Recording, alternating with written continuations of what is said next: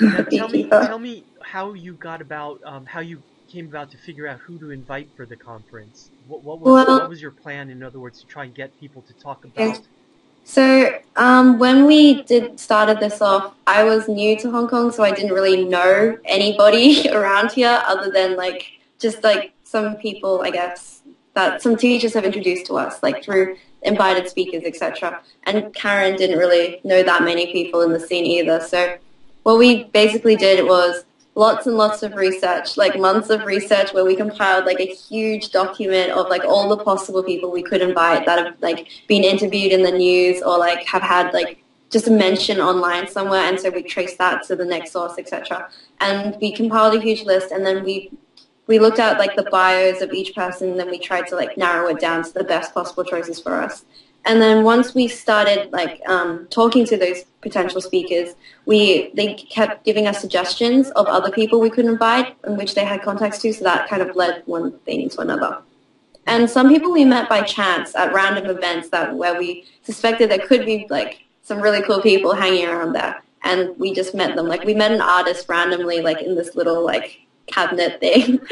And yeah, it was pretty random, but and he agreed to come, and we didn't know how awesome he was until he sent us his bio. This is Casey Wong. Yeah. Awesome. So who are some of the speakers? So we have a guy called Howard McCrary. I think he's sort of famous in the US. He's a Grammy nominee. He's worked with Michael Jackson and Hans Zimmer and like a whole bunch of other people as well as the UN. And we have another person called Roy Haran, who is a professor of neuropsychology of creativity at Hong Kong University in here, and has previously been an actor who's worked with Jackie Chan and Bruce Lee and also directed a few movies. And then we have Casey Wong. He's a three-time Artist of the Year award winner in Hong Kong, as well as like a political dissident with his work.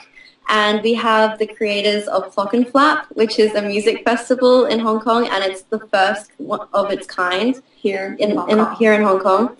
And we have another group called Woof that kind of make a yarn out of dog hair, that's like shedded dog hair, and they make clothes and like fabrics and like stuff out of that, which is pretty cool. That is And that's awesome. just like a few of our 12 speakers. Yeah, I Yeah. mean it's a diverse bunch, and they sound all really creative. What do you hope that the the the way they talk and how they come across will impact people? You really hope that this sparks a bunch of creative ideas among the young people who are going? Yeah, well, we hope like with the array of speakers we have that they'll see like how like diverse you can be with anything. I mean, like who have you heard of like a neuropsychology professor of creativity? Like it's just like something you've never heard of before. Like you didn't even know it was like there. And like things like that. It's just like showing like students that you could make this possible, or that there is a possibility of actually becoming like something like that. It's just that's what we want to do firstly with our speakers. And so by giving them those examples and showing that these people are successful and that they are making money and that they are doing something they love or something different, such interesting, it's actually possible, and it's not something that will totally fail and like fall flat on the ground. Right. Yeah. What lessons have you all learned about being creative in terms of putting on this conference? Ooh. Oh, a lot of like different things, I guess.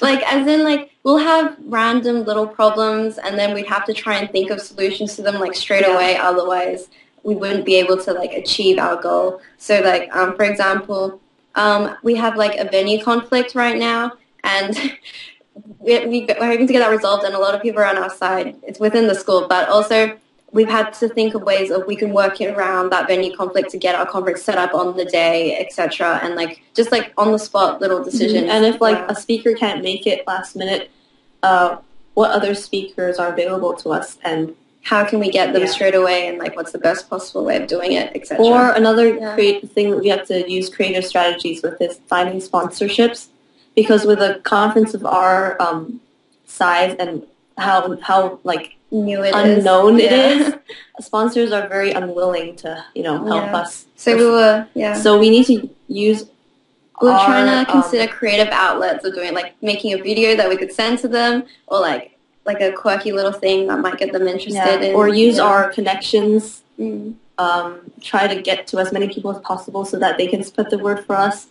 Yeah. Yeah, but in That's brilliant. That's all brilliant. So that of course begs the next question, which is, are these skills that they're teaching you at your school in general?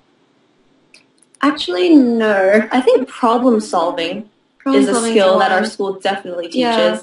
But as A majority of the time, a lot of the things we've been doing now, like in preparation for the conference, haven't actually been taught at school. Like I know that Karen has some like experience with like event planning because there's a fashion show at our school, and it takes like a whole year and stuff to plan for, and so she's been involved with that like in the past couple of years, and so it's kind of helped a lot. But the skills haven't been taught in school per se.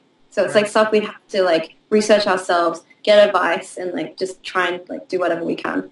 And I think creativity is nurtured in some ways because it can't be taught, but it can be brought out of you. So, like